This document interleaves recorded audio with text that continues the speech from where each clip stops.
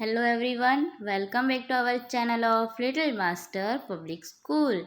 Today I am going to teach chapter number 2 of science subject for the class 8th, which is microorganisms, our friend and foe. मतलब जो micro organism है वो हमारे friend है या दुश्मन. Okay, first of all हम जान लेते हैं कि माइक्रो ऑर्गेनिज्म क्या होते हैं. ठीक है. There are other living organisms around us which we normally can not see. मतलब हमारे आसपास ऐसे बहुत से छोटे छोटे माइक्रो ऑर्गेनिजम्स है, लिविंग बींग्स है, जो हम अपनी आंखों से देख पाते नहीं है. मतलब डायरेक्टली हम अपनी आंखों से देख पाते नहीं है, तो उनको हम कहते हैं माइक्रो ऑर्गेनिज्म या फिर माइक्रोब्स. ठीक है. अब micro organisms are classified into 4 major groups: bacteria, fungi, protozoa and algae. ठीक है. ये 4 डिफरेंट टाइप्स में उसको डिवाइड किया गया है. वायरस क्या होता है? Viruses are microscopic but are different from other micro organism cell of the they however produce only inside the shell of the host organism. मतलब जो वायरस है वो बाकी बैक्टीरिया, फंगी, ये अलगी, ये सबसे वायरस जो है वो सबसे अलग है. ठीक है. ये आप एक ड्राइंग के थ्रू समझोगे. देखो, जो ये ऊपर पिंक एंड ब्लू कलर में दिख रहे हैं वो है हमारे छोटे छोटे बैक्टीरिया, जो हमें माइक्रोस्कोप से दिखता है. ठीक है. या फिर हम जो बिलोरी कांच बोलते हैं ना, हमारे कंपास बॉक्स में आता है, वो उससे आप देख सकते हो. मैग्नीफाई ग्लास से भी देख सकते हो. ठीक है. फिर यहाँ पे देखो, आपको कॉकरोच जैसा दिख रहा होगा. ठीक है. तो वो होती है अलगी. ओके. अलगी क्या होती है? आपने देखा होगा कहीं पे ज़्यादा टाइम पर अगर पानी जमा रहता है तो वहाँ पे ग्रीन ग्रीन स्ट्रक्चर बन जाता है, तो उसको कहते हैं अलगी. अब बात करते हैं प्रोटोजोआ. प्रोटोजोआ मतलब देखो, एक अमीबा है और एक पैरामीशियम है. अमीबा ऐसा है जो अपना आकार बदलता रहता है. ठीक है. लेकिन है क्या ये? बैक्टीरिया. ओके. मतलब प्रोटोजोआ डिफरेंट टाइप में बांटा गया है ना. पैरामीशियम जो है वो हमारे चप्पल का तलिया होता है ना, उसके आकार का होता है. नेक्स्ट आता है फंगी. फंगी में जो जैसे कि हमारी रोटी बहुत दिन की हो गई या फिर ब्रेड वगैरह बहुत दिन की हो जाती है, तो उसमें वाइट ऐसा कुछ स्ट्रक्चर बनता है, तो वो होता है फंगी. ठीक है. अब वायरस की बात करते हैं. तो वायरस जैसे कि अभी जो चल रहा है हाल ही में, क्या? Corona virus. तो क्या वायरस है? वायरस इस तरह के दिखते हैं जो एकदम मतलब तुरंत हम नहीं देख पाते हैं, उसको किसी स्पेशल टूल से ही हम देख सकते हैं. Where do micro organism lives. मतलब ये जो माइक्रो ऑर्गेनिज्म है वो रहते हैं कहाँ हैं? माइक्रो ऑर्गेनिज्म में be single cell like bacteria, some algae and protozoa, और multicellular such as many algae and fungi. they live in all types of environment. मतलब ये जो है, जो भी माइक्रो ऑर्गेनिजम्स है वो ऑल टाइप्स के इन्वायरमेंट में रह लेते हैं. ज़्यादा मोस्टली वो कहाँ, जो कोल्ड एज एरिया होता है वो ज़्यादा वहाँ पे देखने को मिलते हैं. ओके. माइक्रो ऑर्गेनिज्म एंड अस. मतलब माइक्रो ऑर्गेनिज्म और हम, मतलब हम क्या है, फ्रेंड है कि दुश्मन है, उसके ऊपर टॉपिक है. तो फ्रेंडली माइक्रो ऑर्गेनिज्म में कौन कौन से टॉपिक आते हैं वो. तो फ्रेंडली माइक्रो ऑर्गेनिज्म में आता है making of curd and bread. देखो, अगर ये माइक्रो ऑर्गेनिज्म नहीं होते तो हम जो दही जमाते हैं वो नहीं बन पाती, जो केक बनता है वो नहीं बन पाता. ठीक है. तो मतलब ये हमारे लिए यूज़फुल है. दे आर ऑल्सो, मतलब ये हमको हार्म नहीं पहुंचाते. They are also use in cleaning up of the environment. और ये हमारे इन्वायरमेंट को भी साफ रखते हैं. Recall that bacteria are also use in the preparation of medicine. और ये जो ऑर्गेनिजम्स है ये मेडिसिन बनाने के लिए भी यूज़फुल होते हैं. इन एग्रीकल्चर, और एग्रीकल्चर में भी इनका बहुत ही ज़्यादा यूज़ होता है. किस लिए? फिक्सिंग नाइट्रोजन की प्रोसेस से सोइल को ये फर्टाइलिटी देते हैं. ठीक है. Making curd and bread. इसी की प्रेजेंट्स में बनता है। Commercial use of micro organisms are used for the large scale production of alcohol wine वगैरह होती है, वो सब बनाने में भी माइक्रो ऑर्गेनिजम्स का यूज़ होता है। ठीक है, नेक्स्ट आता है फर्मेंटेशन क्या होता है। This is the smell of alcohol as sugar has been converted into alcohol by yeast। मतलब ईस्ट की हेल्प से शुगर की स्मेल को अल्कोहल में कन्वर्ट करते हैं। तो इस प्रोसेस को conversation of sugar into alcohol, मतलब शुगर को अल्कोहल में कन्वर्ट करने की प्रोसेस को क्या कहते हैं, फर्मेंटेशन।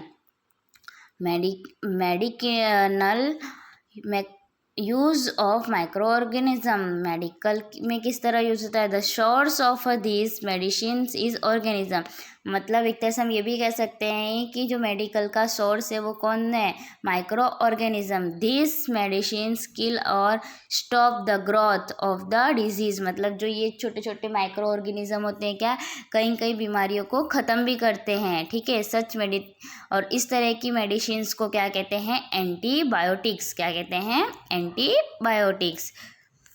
नेक्स्ट टॉपिक आता है वैक्सीन तो अभी आप सुन ही रहे हो कितना चल रहा है। कोरोना से बचने के लिए आपको हर किसी को वैक्सीन लेनी पड़ रही है, राइट।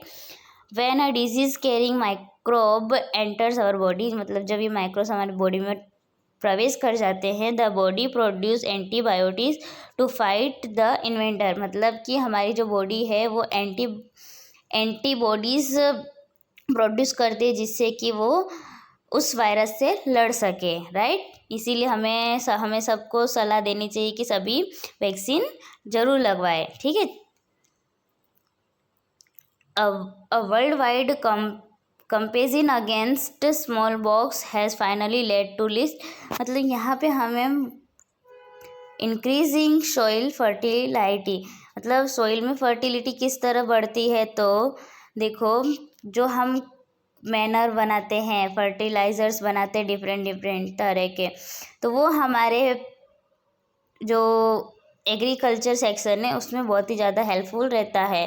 क्लीनिंग द इन्वायरमेंट, तो इन्वायरमेंट क्लीनिंग किस तरह होता है, तो आपने देखा होगा जो भी हम मतलब कि बाहर से वेस्ट प्लास्टिक, कागज़, प्लास्टिक को छोड़कर, ठीक है, प्लास्टिक को छोड़कर जो भी सूखी पत्तियाँ होती है, हरी पत्तियाँ होती है या फिर कागज़ के टुकड़े, ये सब का यूज़ करके हम कंपोस्ट बना सकते हैं, जो कि हमारे खेत में बहुत ही ज़्यादा काम आते हैं।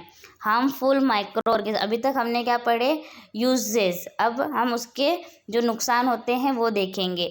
Micro organisms are harmful in many ways, मतलब जैसे ही उसके अगर फ़ायदे हैं तो उसके नुकसान भी है। Micro organisms are pathogens, some micro organisms spoil food, और कुछ जो माइक्रो ऑर्गेनिज्म की जो क्वांटिटी है वो ज़्यादा बढ़ जाती है तो क्या खाने को क्या कर देते हैं, ख़राब कर देते, और फिर वही खाने को हम अगर खाते हैं तो हम बीमार पड़ जाते हैं। Okay, disease causing micro organism, मतलब कौन कौन सी बीमारियां हमारे अंदर होती है ये माइक्रो ऑर्गेनिज्म के वजह से। ठीक है, तो आपने सुना होगा cholera, common cold, chicken pox, tuberculosis, इस तरह के रोग हम देखने को मिलते हैं। ठीक है, अब ये जो बॉक्स है वो आप रीड कर लीजिएगा।